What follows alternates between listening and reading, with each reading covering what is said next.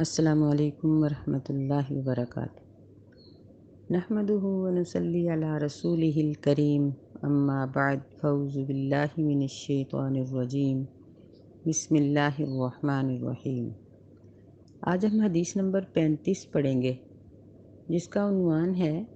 بیوی کے ساتھ اچھا سلوک کرنے والا بہترین خامند۔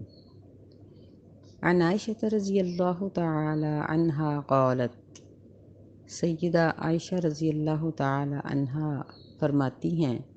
قال رسول اللہ صلی اللہ علیہ وسلم، رسول اللہ صلی اللہ علیہ وسلم نے فرمایا، خیرکم خیرکم لأہلہ، کہ تم میں سے بہتر وہ ہے جو اپنے اہل کے لیے بہتر ہے، وَأَنَا خَيْرُكُمْ لِأَهْلِي، اور میں تمہاری نسبت اپنے اہل کے لیے بہتر ہوں۔ تو اس حدیث میں لفظ خیر استعمال کیا گیا ہے۔ خیر کا لفظ نیکی کے لیے بھی آتا ہے، مال کے معنی میں بھی آتا ہے، حسن سلوک کے معنی میں بھی آتا ہے۔ یعنی اس کا مطلب یہ ہوتا ہے کہ دو چیزوں میں سے بہتر چیز۔ تو فرمایا کہ تم میں سے وہ بہتر ہے جو اپنے اہل کے لیے بہتر ہے۔ تو اہل سے مراد بیوی بھی ہے اور دیگر افراد بھی ہیں۔ نبی صلی اللہ علیہ وسلم کے اہل خانہ کے بارے میں اللہ تعالیٰ نے قرآن مجید میں اہل البیت کا لفظ استعمال کیا کہ اللہ اہل بیت کو گناہوں سے پاک کرنا چاہتا ہے۔ تو تمام محدثین اور مفسرین کا اس بات پر اتفاق ہے کہ آپ کی بیویاں آپ کے اہل میں تھیں شامل، اور بیویوں کے ساتھ آپ کی اولاد بھی، یعنی اس وقت صرف آپ کی اولاد میں سے سیدہ فاطمہ رضی اللہ تعالیٰ عنہا ہی حیات تھیں، باقی تمام اولاد آپ کی فوت ہو چکی تھی، بیٹیاں بھی بیٹے بھی فوت ہو چکے تھے۔ تو سیدہ عائشہ سیدہ فاطمہ رضی اللہ تعالیٰ عنہا اور ان کی اولاد سیدنا حسن حسین رضی اللہ تعالیٰ عنہ، اور آپ کے داماد اور آپ کے کزن سیدنا علی رضی اللہ تعالیٰ عنہ کو بھی آپ نے اپنے اہل بیت میں شامل کیا، اور ہم سب ان کو اپنے آپ کے اہل بیت میں شامل سمجھتے ہیں۔ تو اس سے معلوم ہوتا ہے کہ اہل سے مراد صرف بیوی نہیں ہے، بیوی ضرور ہے لیکن صرف بیوی نہیں ہے، بلکہ بیوی کے ساتھ باقی جو گھر کے افراد ہوتے ہیں، مثلاً اپنی اولاد ہے، یا ماں باپ ہیں، یا بہن بھائی ہیں، یہ بھی اس میں شامل ہیں، لیکن بیوی بالاولیٰ ہے، کیونکہ ایک حدیث آتی ہے نبی علیہ الصلاۃ والسلام پر جب یہ اہل بیت کی آیت نازل ہوئی تو آپ نے اس کے بعد کالی چادر اوڑھ رکھی تھی، تو سیدہ فاطمہ رضی اللہ تعالیٰ عنہا تشریف لائیں، آپ نے ان کو وہ چادر اڑا دی، یعنی ان کو بھی اپنی چادر کے اندر کر لیا، جس طرح سردی لگے نا تو بچے اپنے ماں کی چادر کے اندر آ جاتے ہیں، ایسے سیدنا حسن رضی اللہ تعالیٰ عنہ کو بھی، سیدنا حسین رضی اللہ تعالیٰ عنہ کو بھی، سیدنا علی رضی اللہ تعالیٰ عنہ کو بھی، ان سب کو آپ نے اپنی چادر کے اندر کیا اور فرمایا کہ اللہم ہؤلاء اہلی، اے اللہ یہ میرے اہل ہیں، یہ میرے اہل بیت ہیں۔ تو جب آپ نے ان کے لیے دعا کی کہ اللہ ان کو بھی گناہوں سے پاک کر دے، تو اور ان کی غلطیوں اور گناہوں کو معاف فرما دے، تو قریب ہی سیدہ ام سلمہ رضی اللہ تعالیٰ عنہا نبی علیہ الصلوۃ والسلام کی زوجہ محترمہ تھیں، تو انہوں نے بھی اپنا سر اس چادر میں داخل کرنے کی کوشش کی اور کہا کہ اللہ کے رسول میرے لیے بھی دعا کیجیے۔ آپ نے فرمایا کہ تمہارے لیے تو ہے دعا۔ تو یعنی اس سے معلوم ہوتا ہے کہ بیوی اہل خانہ میں سے سب سے بڑا ممبر ہے، لیکن باقی جو افراد ہیں ان کو بھی نظر انداز نہیں کیا جا سکتا۔ تو نبی صلی اللہ علیہ وسلم کی اپنی یہ صفت تھی، آپ نے خود اپنا تذکرہ کیا کہ وَأَنَا خَيْرُكُمْ لِأَهْلِي، میں تمہاری نسبت اپنے اہل سے بہت اچھا سلوک کرتا ہوں۔ تو ہم جب نبی علیہ السلام کی زندگی کو دیکھتے ہیں تو ہمیں یہ بات وضاحت سے مل جاتی ہے کہ آپ صرف اپنی بیویوں کے حق میں اچھے نہیں تھے، بلکہ اپنی بیٹی کے حق میں بھی بہت اچھے تھے، داماد کے حق میں بھی اچھے تھے، نواسوں کے حق میں بھی اچھے تھے۔ باقی جو آپ کے اہل خانہ تھے، آپ کے رشتہ داروں میں سے جو مسلمان ہونے والے لوگ تھے، جس طرح سیدنا عباس رضی اللہ تعالیٰ عنہ اور ان کے اہل خانہ ہیں، اور آپ کی بعض پھوپھیاں جو مسلمان ہو گئی تھیں، آپ کا سلوک ان سب کے ساتھ بہت اچھا تھا۔ تو اس لیے آج کل ایک خاص جو نظریہ بن چکا ہے کہ صرف بیوی راضی رہنی چاہیے، باقیوں کی خیر ہے، یہ نظریہ بھی غلط ہے۔ اور جو لوگ بیوی کو نظر انداز کر کے باقیوں کو راضی رکھتے ہیں، یہ نظریہ بھی غلط ہے۔ اصل بات یہ ہے کہ ہر ایک کو اس کے مقام پہ رکھا جائے، ماں کو اس کے مقام پہ، بہن کو اس کے مقام پہ، بیٹیوں کو اس کے مقام پہ، بیوی کو اس کے مقام پہ رکھا جائے، ہر ایک کے حقوق ادا کیے جائیں۔ جس طرح ایک اور حدیث میں نبی صلی اللہ علیہ وسلم نے فرمایا کہ تمہارے اوپر سب کے حقوق ہیں۔ یہ حدیث سیدنا ابن عمر رضی اللہ تعالیٰ عنہ کے بارے میں ہے کہ آپ نے فرمایا کہ تمہاری آنکھوں کا بھی تم پہ حق ہے، تمہارے جسم کا بھی حق ہے، تمہارے جو ملنے والے ہیں ان کا بھی حق ہے، تمہارے رشتہ داروں کا بھی حق ہے، بیوی اور بچوں کا بھی آپ نے تذکرہ کیا۔ تو اور اس کے ساتھ آخر پہ آپ نے یہ بات کی کہ آتی کل ذی حق حقہ، ہر ایک کو اس کا حق ادا کرو۔ یہاں یہ بات یاد رکھنے کی ہے کہ سیدنا ابن عمر رضی اللہ تعالی عنہ بلکہ رضی اللہ تعالی عنہما، یہ بہت ہی عبادت گزار تھے، اتنی عبادت کرتے تھے کہ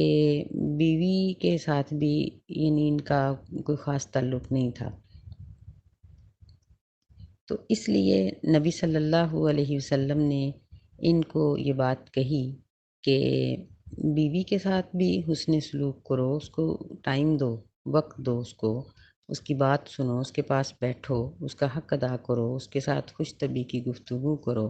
یہ سب چیزیں اس کا حق ہیں، اس کو جس چیز کی ضرورت ہے وہ اس کو مہیا کر کے دو، جہاں تک بھی کر سکتے ہو، یہ سب اس کے حقوق ہیں۔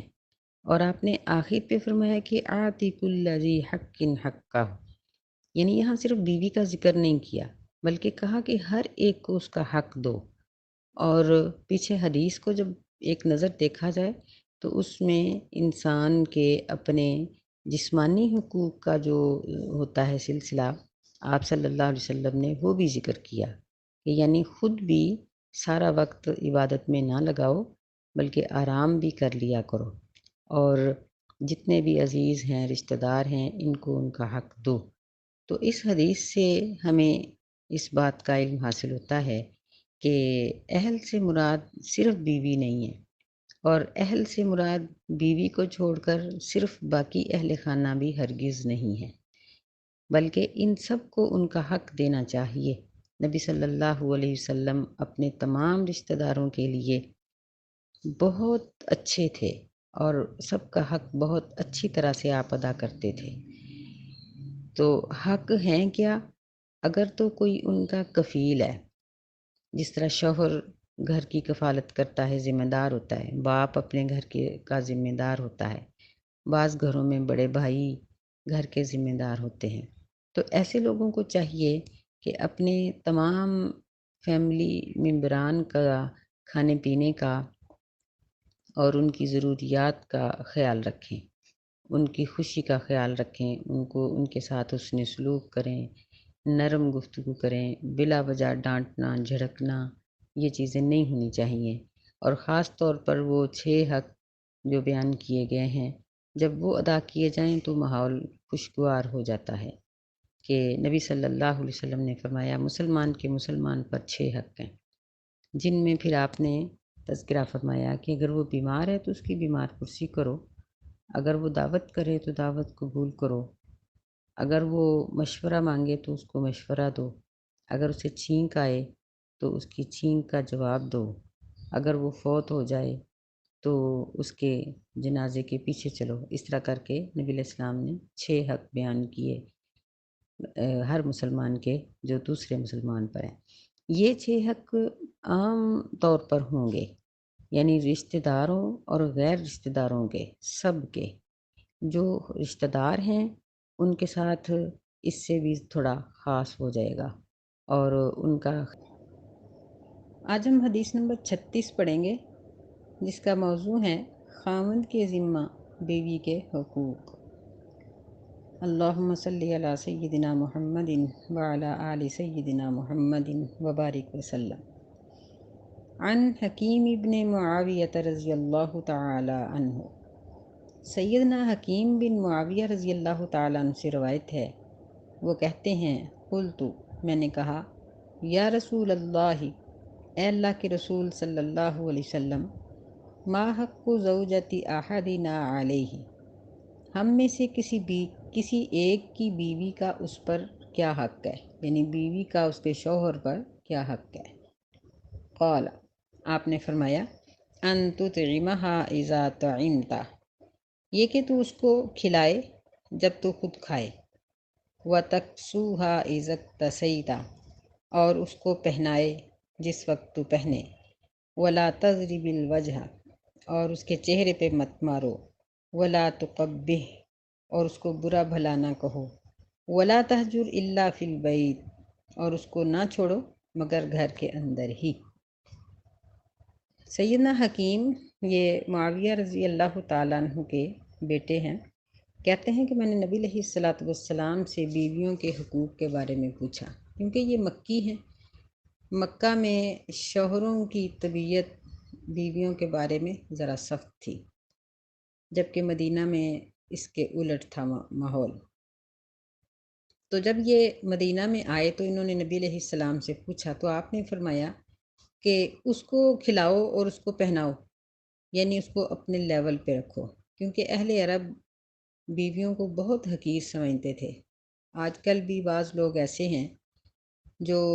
خود اچھی چیز کھاتے ہیں اور بیویوں کو نہیں دیتے، خود اچھا لباس پہنتے ہیں لیکن بیویوں کی ضروریات پوری نہیں کرتے۔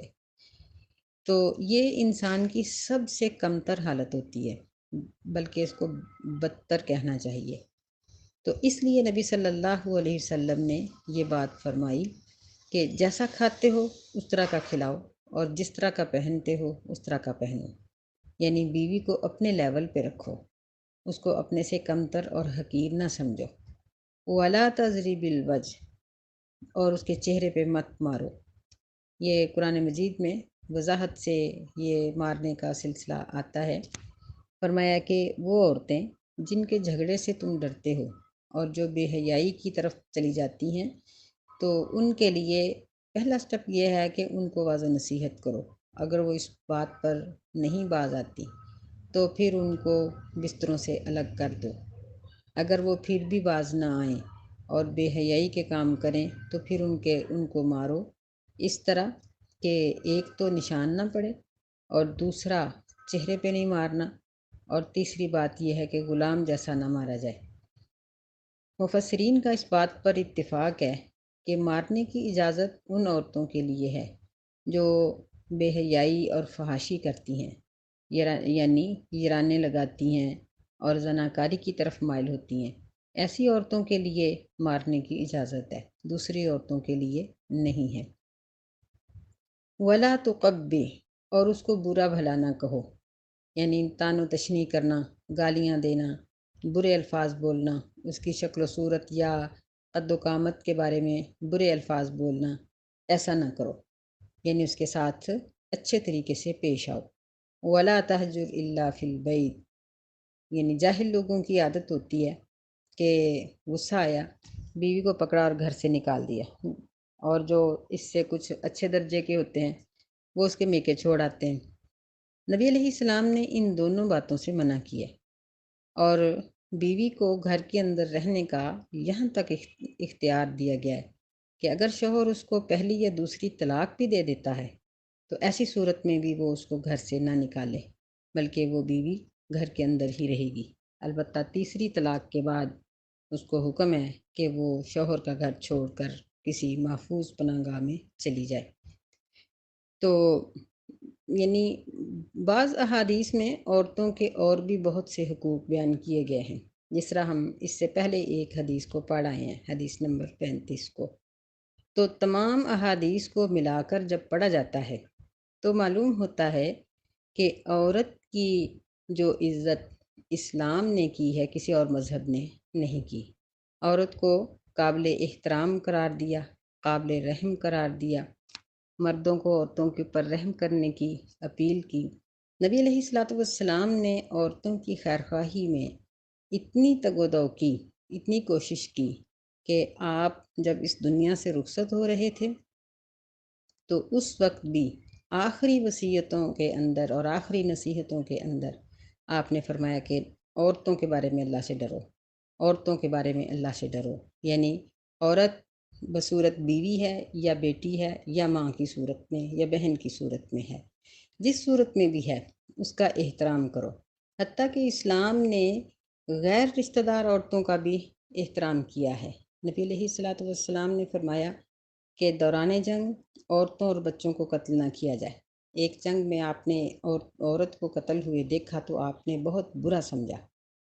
تو اسلام نے عورت کو بہت عزت دی ہے۔ اللہ تعالی ہمیں توفیق دے کہ ہم اسلام کو اپنائیں۔ آج کی جو ذلت عورتوں کے اوپر مسلط ہے وہ بے راہ روی کی وجہ سے ہے کہ جب عورت نے اسلام کو نافذ کرنے کی بجائے اس نے مغربی تہذیب کو اپنانا شروع کر دیا تو وہ ذلت کے اسی گھڑے میں جا گری جس میں اسلام سے پہلے تھی۔ تو اگر عزت چاہیے تو پھر ہمیں اپنے آپ پر اسلام کو نافذ کرنا چاہیے، اپنے اوپر، اپنی اولاد پر، اپنے گھر بار میں اسلام کے احکامات کو نافذ کرنا چاہیے، کیونکہ اللہ تعالیٰ قرآن مجید میں فرماتے ہیں کہ اے میرے نبی صلی اللہ علیہ وسلم ان العزت للہ جمیعا، عزت تو تمام اللہ کے پاس ہے۔ تو اس سے معلوم ہوتا ہے کہ عزت اسی وقت بندے کی خراب ہوتی ہے جب اس کے اسلام میں فرق آتا ہے۔ اللہ تعالیٰ ہمیں توفیق خیر عطا کرے اور ہمیں نیک اعمال کرنے کی اور سوچنے اور سمجھنے کی توفیق عطا فرمائے۔ آمین۔ السلام علیکم ورحمۃ اللہ۔